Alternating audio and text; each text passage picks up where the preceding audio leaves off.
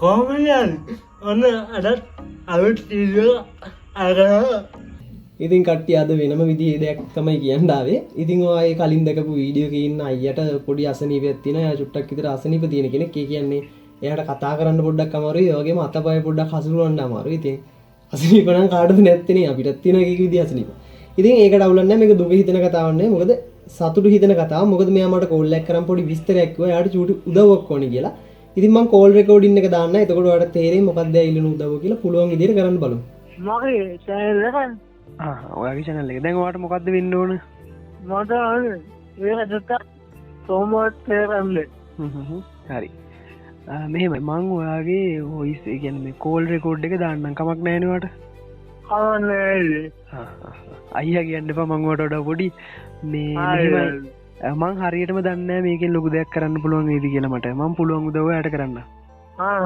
හරි බුදු සරණයි වගේ වැඩ ටික කරගන්න මං ඔයාලට වීඩියෝ එක දාලා කියන්න. බුදු සරණයි. හරි.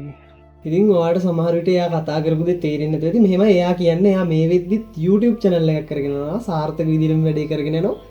ඉතින් එයා කියන්නේ අපිටත් එයාගේ YouTube channel එක subscribe කරලා පොඩි සහයෝගයක් දෙන්න කියලා. ඉතින් subscribe කරලා සහයෝගයක් දෙමු.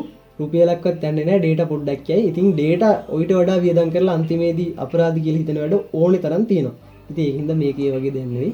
අහිංසක කොල්ලෙක්ගේ බලාපොරොත්තුවක්. ඉතින් ඒකින්ද පුළුවන් හැමෝම මෙයාට සහයෝගයක් දෙයි කියලා මම බලනවා.